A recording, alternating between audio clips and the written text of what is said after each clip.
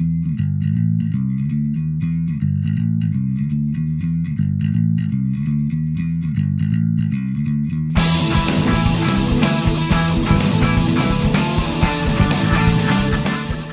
and welcome to Hobby Vlog number 106. This week has been a little bit more productive than the week before, which was not very difficult really. But the end of the week ended up being crazily busy, and including today, I've had the pleasure of, and I mean pleasure, of spending the entire day with Rosie. Angela's had a well-deserved break, gone away for the weekend, and so it's daddy weekend. So there's a little bit less achieved this week than I expected when it started, but still it's been really good fun. And the last clip in this video is one that's well worth watching, so stick around to the end for that one, because yeah, I love it. Anyway, let me know in the comments below what you think. I do reply to them all. As I always say, don't be shy, do say hello, and I really hope that you enjoy the video. And thank you very much for watching, and I'll see you again at the end. Made a little bit more progress. As you can see, these rear wings are now glued in nicely and they look brilliant. However, this is now going to have to be put to one side and not going to be worked on for a little bit, because a couple of weeks ago my 3D printer, there was a very small short power cut, and the 3D printer hasn't worked since. Now, because of everything that's gone on, I just left it. I thought I'll fix that when everything is better. And I tried to fix it and I can't get it to work properly. So I've emailed Elegoo. Their support is normally superb, and hopefully it will be fixed soon. But the reason for that is I've realised I actually do need to have this part and this part printed again, because I need to have the wings on the other side, and I must have not noticed that when I first printed this out. So I've just going to have to wait until that printer is working, and I want this wing to be glued on here, and I don't want to start painting, so I'm kind of stuck, which is a bit annoying. I'm also going to print out some more of these guns and rail guns, because there's a few places where they can fit, and I didn't print enough of those otherwise either. So yeah, so I'm just going to park this for a bit, and I'll come back to that as soon as I've got the printer working, or I am twitching over picking up a Saturn. Is it Saturn Jupiter, the next one up? Because there's lots of spares in stock at the moment, so I can stock up on spares and then keep it running. So I might even do that, and if I do, then I'll be able to print out these parts very easily. Anyway, a bit annoying because I just got stuck into this, but it's just going to have to wait, and that's just one of those things. So, we used to have a Cane Corse. When Rosie was born, we'd only had Bekci for a couple of years, a year or so, and we were a little bit worried about how a big dog like that is very protective would operate around a young child, and with good reason, because they are rumoured to sometimes have problems with babies, and babies and small children generally can sometimes have problems with dogs. So we let our friends take her, we gifted her. They live not far from us, and I live in a very beautiful place with a huge amount more space, and she has really thrived, and we see her often, and Rosie absolutely loves her, ironically enough, and is always sad when Bekci has to go home. We've dog sat for them a few times, and they come past and see us. So yeah, so what you see here, the reason why this project is happening, what you see here is some Cane Corse sculpts that I got. I actually backed an entire Kickstarter just because they had these, because what I thought I'd like to do is do a little gift for them, which I'm paint up and do a little display for them of Cane Corses. Then the old dog bowl, we bought some new dog bowl, and so I saved the old dog bowl. Bekci has drunk from this. I don't like throwing things away. And the whole idea came together that what I was going to do was a double display like this, lying down and standing up. Oh, it's not really in shot, apologies. I'm not looking at my camera very much. So a double display of the two Cane Corses standing on top of the dog bowl. I printed one out that was too small, so I'll keep that one. That's an awesome one. But these are as big as my printer could print at the time. Unfortunately, and this is when my printer broke. So my printer's not working. So my printer, I had a failed print on this one. You can see the leg didn't work for whatever reason. So I was trying to print out a replacement for this when the power cut happened, which took my printer out of service. I'm waiting still for Elegoo to get back to me. And as it happens, I have actually ordered another printer. However, what I'm going to do now as part of this project is I'm going to start painting up this Cane Corse, and I'm going to start thinking about how I'm going to mount it onto the base and what decorations I'm going to do. So I will bring you along, tell you how I paint it. They're brilliant. I'll try and remember to put a link to where I got the files from as well. But yeah, so that's going to be a really nice project to do and hopefully get me back into the swing of things, because I've struggled a bit as well with Rosie being sick to actually get myself back into hobbying. I think this is a really good project to kick off. I wasn't really thinking straight and I glued on the bottom dorsal fin thing, and then I've realised that actually I can't hold this, I can't stand this boat up anymore to stick the things on the top. So what I'm going to try to do is balance it on top of this bottle, this jug, and I want to stick the cargo in place. Now hopefully that'll balance and it won't fall off, but it should dry pretty quickly because I'm just going to use super glue. So I probably should have done this before. I had a really nice arrangement. I don't want it to be too full. I have all these things that I've printed out and painted up to stick on. So what I'm going to do is I'm just going to get my super glue, going to work out where I want things to go. I think the way that it would probably be arranged would be down the centre spine here, with the barrel, with the crates, and then potentially have them stacked up a bit. And then have some of the smaller things, kind of like the barrels and what have you, maybe on top. Just trying to make it quite a nice, make it look like it's got a lot of value on it, which is why these pirates are attempting to take it. So I'll just glue things on like that, but try to make it so I've got space around it for all of the characters that I want to have on this ship as well. So I'm going to get this done. I'm not going to run the camera because, as you can see, it's going to be a little bit delicate, and I don't want to be. I want to be focusing and get this done as quick as possible. So as soon as I finish gluing it, I'll bring you back and show you what it looks like. And I have been kind of working on how I'm going to support and how I'm going to position this. So once I've done a little bit more on that and got something more to show you, we'll go back over to the shelf and we'll have a look at how I'm actually going to support the backdrop and actually support these models all in their mid-air positions. So let's get some gluing done. I can't tell you how many times I caught this clumsily and almost knocked the whole thing over. But I've managed to get everything in place. It's literally just been glued in, so I'm not going to take it down yet. But this gives me space to put the main guy here, and I think that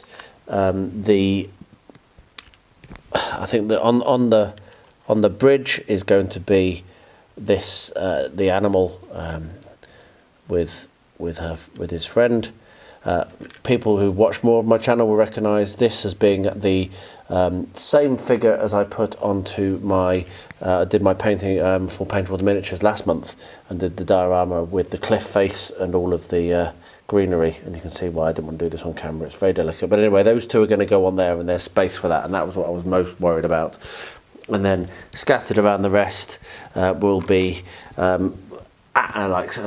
people throwing spears, and I've got someone here with a bow, and I've got I'm not sure what she's doing, whether she's going to go in or not, like a little shepherd woman. And this is going to be the most challenging one, because this is the guy that I want to be falling off with an arrow in through his chest. So yeah, so I've got quite a few figures here that I want to fit onto the actual ship. These are all the ones that are going to go on the ship, and then I've obviously got to do the pterodactyl as well. So I'm going to let that all go off and dry, and then when that's dried I should then be ready to start actually doing the assembly. I've had some ideas of how I'm going to do the backdrop and how I'm going to support it. Need to spend a little bit more time on it before I'm ready to put the camera on though. But yeah, it's nice to be back to the hobby desk and to be making some progress on this, and I think that just looks wicked. That pile of goods makes it look like a really, really productive ship to both get to its destination safely and also rob. The theme for the Paint All the Minis painting thing this month is nature, or something along those lines. And anyway, it gave me the idea to pull this miniature out of my mountain of opportunity and try to get it painted. This is the Fungal Queen from Reaper Bones, and yeah, I've had it for quite a while. I really liked the look of the sculpt. So this massively predates buying my printer, so I probably wouldn't have bought it, but that just goes to show I'm kind of going back towards thinking that printer is good for small greebles, but it's also good to support these creators very much. But yeah, so this is a fantastic looking model. So what I'm going to do now is take it out of its box, and I'm going to stick it together and paint it as one, I think. So yeah, so let's get this opened. Get the fungal, the mushroom head stuck on her head, and then I'll show you what it looks like, and then we'll take it down and start to prime and paint it. So her lid, her hat is glued on. There's a little bit of a gap. So what I'm going to do is I'm going to make use of my Mr. Hobby Dissolve putty to fill that gap. I'm going to do that now. Just use a toothpick to get that in there. Right, just not very bad, but I don't think I want to. I'm often too lazy when I'm putting these things together. And then tomorrow I can start priming and painting. Now I'm not sure yet whether I'm going to run the camera or not. I might do. I do enjoy my painting videos. I'm just not very good at them, but I enjoy making them. So you might end up being brought along for that. But the first thing I'm going to do now is fill that gap with the putty and let that go off overnight, and then we can get to priming. So yeah, quite excited to paint this. I've had it a long time. It's really good to see it starting to be used. This was the last Battle Games Middle Earth build that I did, beginning first Tuesday in November, so you can go and check that video out if you want to. Really fun build, really great building ASoIAF ruins, but I had quite a bad problem with warping, as you can see on this particular piece and on the main big building as well. It's warped quite a lot. Now I have used cardboard and I normally have no problem with cardboard, but the reason this happened is twofold. First one is I didn't do my normal anti-warping technique, so I didn't leave a lip, clamp it down and then get all of the wet work done before unclamping and then cutting off the clamping tabs. I just did it hoping it wouldn't warp, which obviously didn't work, and it warped badly because this is all air dry clay and that sucks moisture and dries out, and it does warp quite badly, as you can see. It's quite a pronounced warp. So what I'm going to do is I'm going to save this building and the other building. Going to do the processes to make it so that it can sit flat on the table. It is just too bad. I mean, if you have a look at this corner here and have a look at that side, it really is badly warped. As you can see, that's not really sustainable. So I'm going to do the processes that are going to be needed to recover that, show you how to go about doing that. I have pulled out this 1 centimetre blue foam, but it's not enough. The warp is too pronounced. I'm going to need to go and get a slightly thicker XPS, probably 2 centimetres should do it. So I'll get that and then I'll cut it to a little bit larger than the base currently is. And when I'm at that stage, I'll bring it back and show you how we're going to go about doing this. So here we have the other larger building, which doesn't have quite as much of a warp. I actually saved that through repeated bending and bending, but there's only so much of that you can save, so I am going to do a little bit more on this, and I'm going to use a different technique for this one. So we're going to do 2 techniques. This one I'm going to keep it on cardboard because I just want to prove that it isn't necessarily about the materials you use, but about what you do with the materials and how you interact with them. So we're going to keep this one on cardboard, and this one I'm going to actually make use of my traditional normal method. So what I'll do is I will cut out around this. It's almost going to be the same size as this cardboard, but I don't want it to be quite as deep. And then clamp this down to, maybe even just clamp this down to this table here and not move it, because it's actually going to be a relatively quick process. And then what I'm going to do is I'm going to fill in around the sides with modelling compound, with the Luke's modelling compound, and when that goes off it will be very, very solid.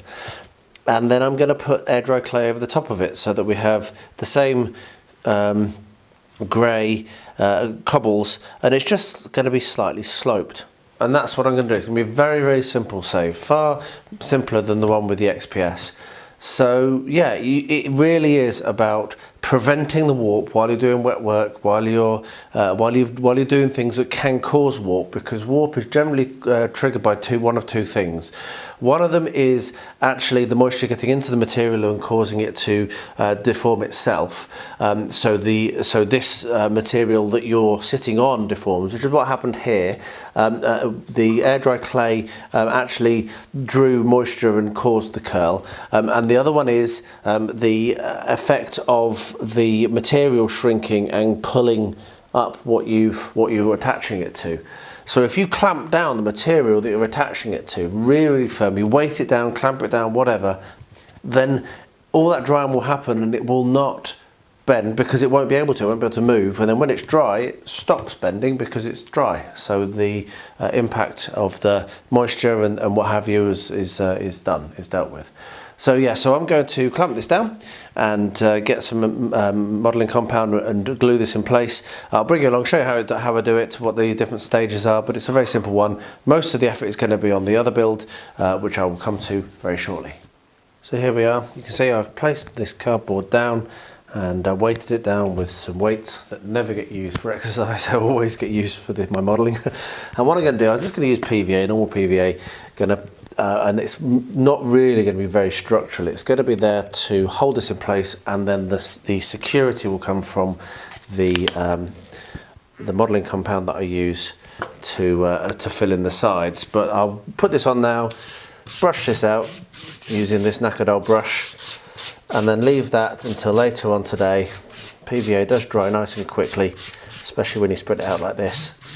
And then later on today I can come along and I can do the modelling compound so it can dry overnight. This should be a project that only takes a couple of days of actual real elapsed time and about maybe 40 minutes of effort at the most. Most of the effort is going to be in the air dry clay again, trying to get that and learning a little bit more about that. I get better and better every time I use it, though I'm still not very good. But yeah, most of the effort is going to be the air dry clay. Hopefully the rest of it will be quite quick. So yeah, so we'll leave that to glue down to this cardboard base like that, and then when I come to that tomorrow or later on this evening, I can come along, I can build up the little lip, a very small slope just around each of the edges, leave that to dry, and then air dry clay, and then we should be done. And you can see then that using the correct technique for avoiding warp works better than not using any technique. As I say, this one's a little bit more involved, but it's actually hopefully not going to be too crazily bad. So what I need to do first of all basically is draw around the outside of what I've got here, so I get a template of where the edge of this warped piece is. So I'll get that done. Doesn't need to be massively accurate because I'll cut it out slightly bigger anyway and then fill in the gaps. But this will mean I'll be able to work now, put this away, work now, get it out of the way, won't have to knock it and risk damaging it. So there we are. So there we have the shape of our piece that we need to fix the warp. And as simple as it is, and it's a very simple idea and a very simple technique hopefully, what I'm going to do is I'm going to cut about 1 centimetre deep, and basically I'm going to cut out this central section about 1 centimetre deep. Now you can funnily enough see that this piece actually that I'm using is warped, so I might actually need to go and get a different piece of XPS, because this XPS is actually warped. So I'm doing a how to save a warping video, and it doesn't help if the piece that you're working on is warped before you start. So I'm going to have to go and do what I've just done there again, get myself a different piece of XPS. This will just go in the scrap. It won't be thrown away, it'll be used, but it's not going to be good for something that needs to be straight. And I'll get back to this stage, draw around it again, and then I'll come back when I've done that and show you what the next step is. Can't believe that, look. I mean, I could potentially save this, I could clamp this down, but the problem I've got is it's such a wide section that I need to clamp in each of the corners, and that might end up being quite unwieldy. If I think about that, I will either replace this or try to make use of this slightly pre-warped build. I'll be back very shortly for you, probably not so shortly for me. I've had to play around with this, trying to get this clamped to 2 shelves. It's just not going to work, it's just annoying. I'm a bit irritated because it's what I was wanting to do. However, I have now come up with a better idea. What I'm going to do is I'm going to make use of the blue foam, which I was originally going to use before finding that the warp was too much. But I'm actually going to cut this and laminate 2 together. So what I'll do, I'm sure you've already guessed, what I'll do is I'll cut 2 squares that are identical size. One of them, I'll cut a hole in the middle, and then glue the one with the hole in the middle to the top of the other one, and then I can sit this down inside, stick it in place, and then fill in anything I need to. I might end up using modelling compound for this as well, 'cause it's quite useful for these sorts of things, and then that will prevent the warp. So if I do that, what that means is this top one I will cut a stair into. So I'll cut a little step out, possibly on each side, so there's access up, or maybe even step it a little bit more aggressively than that, I'm not sure. Maybe even make the inner one slightly smaller than the outer one, so you have like a large step up to, so it looks like this is sitting on slightly on a plinth. Maybe this was a slightly higher value building or higher status building than it looked initially. So yes, that's what I'm going to do. So the first thing to do will be to work out how big I want the base, and cut out 2 squares that size, and then decide whether I want to have one smaller or not. Cut out the centre and glue them together. So I'll do my measuring and my cutting, and bring you back when I come to when I get to the next step, which shouldn't take me too long actually. I think this is going to work slightly nicer. The fact of laminating 2 layers together also acts to prevent warp. A lot of people say about you put tape on the bottom or paint PVA both sides, all those sorts of things. What they're doing is they're looking at counteracting the warp, and laminating 2 together like this is another way of counteracting warping. So this is showing a different technique that I didn't expect to show, but it's still useful, still something to add to your toolbox of anti-warp techniques. So there we are, we have this ring cut out, which can be stuck down to this, and this sits nicely in the middle, and it's actually too warped even for that 1 centimetre, if you can see that, but it's going to be fine. I'll be able to work that out. It does actually make it a bit easier for me to stick down. It doesn't mean I don't have to elevate the whole thing. What I'll do is I can glue down the middle and fill in the sides, and that will work quite nicely. So I'm just currently debating whether I'm going to stick down this first to the middle, and then put this around it and glue that down, and that would then mean that I'll be able to fill in the sides a bit more easily than if I stuck that down and then tried to set this in and what have you. So I'm just going to think about that for a bit, work out what I'm going to do.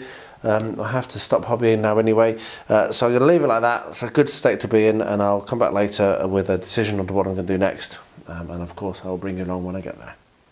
So I've made the decision that I'm going to stick this down in the centre and then fill the sides in with some modelling compound, and at the same time I'm going to do the modelling compound around this, because as you can see this is stuck now, so I can shove a little bit underneath and then smooth it down and get that done. So I'll pop the camera on a time lapse and put some music on and get this done. It shouldn't take me too long, but yeah, I just figured it'd be nice. I haven't done a time lapse for a little while, so I'll just get that done. You can watch how I work it. Yeah, I need to move this tray as well. Yeah, so I'll pop some music on, and yeah, you can enjoy watching as I get this next step done.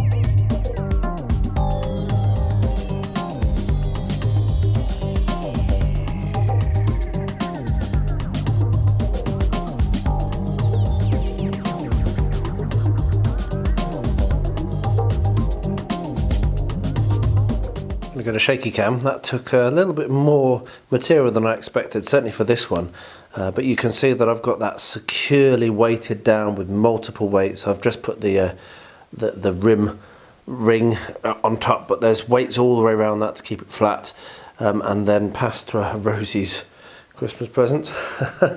Yes, I am very prepared. You can see here I've put the weights all the way around this one as well and built the ramp up for that. So one thing to point out is just how much water is leaching out of this here. And this is why it warps, you see. It's wet. If I left this, then it would curl. I mean, it would just turn into a pretzel. With weights on it, and I might even see if I can find some. I've got some heavy stones. I've run out of weights because this is about as much weight as I normally have to use, but I might put some heavy stones on these corners because the problem with cardboard and why people think it's rubbish, though it is perfectly good, I build lots with it now, is that it does actually lift a little bit. So you can see, if I don't know if it's possible to see, there is a little bit of a give in that. So yeah, so there's a lot of weight is what you want really to keep it from lifting, from bowing and from curling. And when that's dry, and I might actually end up leaving that for 2 days, just to be completely dry, because then it's not going to go anywhere. Bottom line, it's now that will be completely rock solid and won't warp at all. So that's how I'm saving it. I'll continue this video just to finish off with the next bit, which is going to be air dry clay around it, just to prove that that doesn't then cause more warping. And then obviously the air dry clay or the rest of the scenicking on this one. But ultimately that's how I've gone about saving these warps. So yeah, pretty pleased. And I think it adds something. This one being up a step, that's pretty cool. That one being up a little ramp. Towns, cities are not flat, and having little bits of elevation change makes it interesting for wargaming and also visually interesting. So it's not the end of the world. You just got to make the best of it, haven't you, when you make a mistake? Try and come up with something cool and make it even better. This evening after school, Rosie asked to play with the model railway, which obviously put the hugest smile on my face, and we must have played with it for a good half an hour, running the train round. A little bit of trouble with the carriage popping off around here. I really have made some mistakes with my track laying, which is understandable I suppose, because I've never done it before. I do wish that I hadn't made the mistakes I've made, because it does impact our enjoyment. So there's going to be some work that I'm going to be doing on making the track run better and preventing these instances of derailments, so that we can actually run our layout more often and easier. However, the first thing that I'm going to do, I will film that, I will go through that, because it's a really learning process. I need to learn a lot about it, and I think it will really help. There's a particularly bad spot here, but funnily enough, it doesn't derail here, it derails over here, so I need to work out why. Anyway, what I'm going to do first is I want to get this sign on. So the next thing I'm going to do is I'm going to paint the edge all the way around. Probably going to paint it black just to make it neat. And long viewers will know that I've thought about having this in various places, and I think that I'm going to settle on having it here, because you'll see that as you come up the stairs. The stairs are just behind here, and I think it will look really, really nice. So first thing I'm going to do is paint that all black, just using normal black house paint, and then I'll stick that on. So once I've got the black painted, I'll get the camera back on this and show you how I'm going to go about fixing this. I might varnish this before as well, not sure, probably should do. And then yeah, we'll get that glued on and it will look really, really nice. So, best thing though, best thing. Daddy, I want to see the train running round. Just blows my mind. I'm so happy. And yeah, so she played with the tractor. She played with the little Jeep. She looked at the little dude cheering the trains. It was just brilliant. It was lovely. And that's why I made it. Oh, then Christmas comes here quite regularly, and today the courier, my own personal Santa Claus, delivered once again, literally. So thank you so much to Oliver Fabian from Broadsword Wargaming. He was awesome to trade with, to purchase through, and I'm definitely going to be making use of his services again. If you're in Europe and want to get hold of Anything Games Workshop, then can't recommend him highly enough. He's got loads of other stuff in his shop. Really nice guy, so go and check him out, give him lots of support and patronage, especially in this time. Better to buy from the small shop than direct. Definitely better to buy from Oliver than to buy from Games Workshop Direct. But anyway, that's my little preachy bit. We have some packaging and everything has arrived perfectly fine. So I have the 2 new dice sets, the Dol Guldur dice and the Angmar dice, because, well, I'm a dice collector and I want to have them all, and I do. Currently I've not managed to miss any yet, though One set of my dice is with Lockie from Zorb in Australia. I need to get hold of them at some point. We have the new Witch King of Angmar kit, which will go into the Mountain of Opportunity and not be looked at for months, probably years even. The new book, The Fall of the Necromancer. So I will get this opened and give it the sniff test. But this is just a quick unboxing. I don't have very much time now. And then the rest of the book, the stuff in here is the Ruins of Dol Guldur, and I picked up 3 sets for now. I might get more. But yeah, that'll be quite a good little project to happen on the channel at some point soon, I'm sure. That's more likely to come to the channel soon. So yeah, there we are. Thank you again, Oliver. Really, really cool, really quick, very good experience, as I say. Highly recommended. Go and check them out. And I'm very happy because I've got new toys. I've started taking the single-use plastic off of the book, as you can see.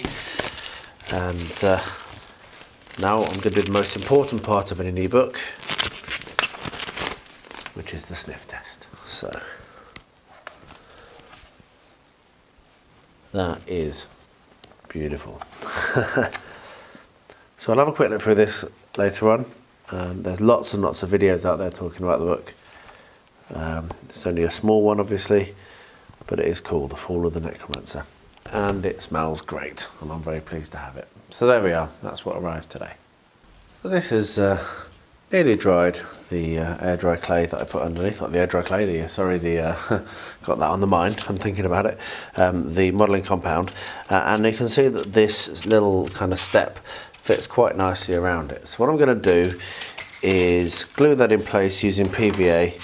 I've just used my knife just before just to clean up some of this overspill. There's a few little bits, doesn't take very long to tidy up. So what I'm going to do is I'm going to pour, spread some PVA all the way around here, around the rim, and then stick this XPS loop in place, weight it down and leave it overnight. And by the time we get back to this, should be dried. And then what I was thinking about, I can start thinking about putting air dry clay on and marrying it up. And I think that this actually is going to end up being this full size. I'm not actually going to trim this down at all. It's going to be okay at this size. So obviously saving the warp has caused this to become a much bigger piece, a much more dominant piece on the tabletop. But I think it's going to look quite nice. I'm quite pleased to have saved it. And I'm quite pleased at the idea I had to save it. Seems to be working quite well. So what I'll do is I'll weight that down again with weights. I'll leave it on my desk because I'm not going to have any time to do any more hobbying now, so I'm going to leave that like that. I can weight it down with my usual like these flat metal things and other weights, and then let that overnight.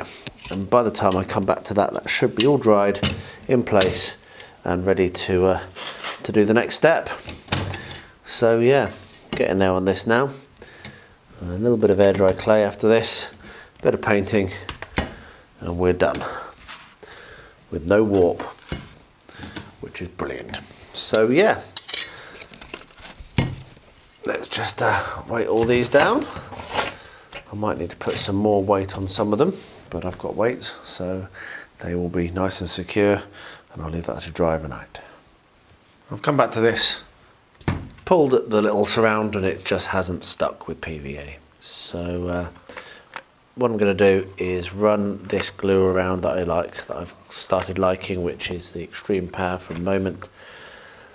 And I almost did this last night anyway, but I didn't for whatever reason.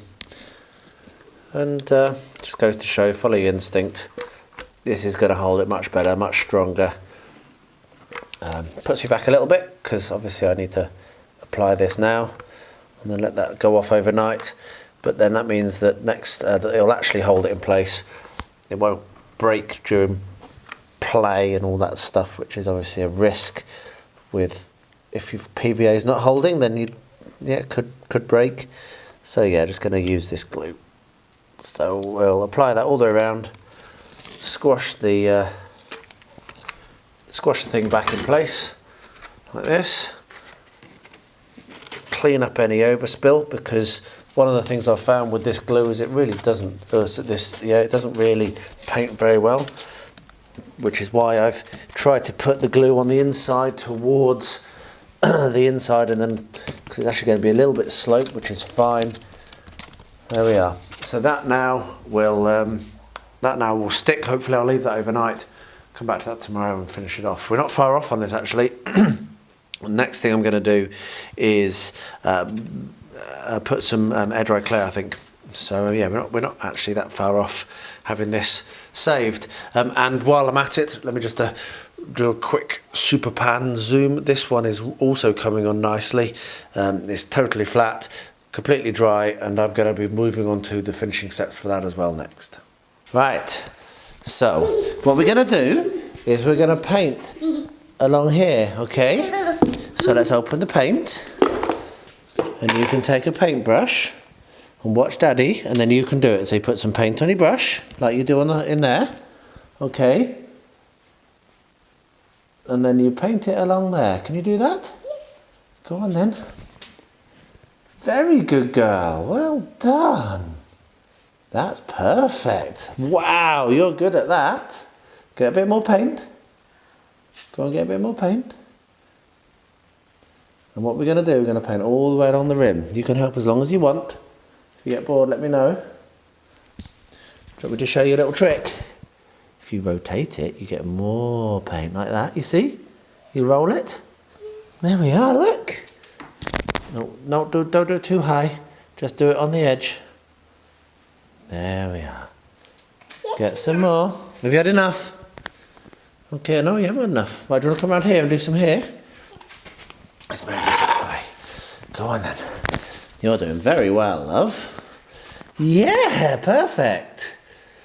Good girl. So if you roll it like that, yeah, you get some good colours, good paint.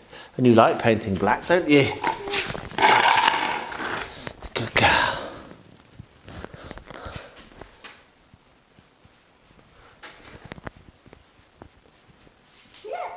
Yes.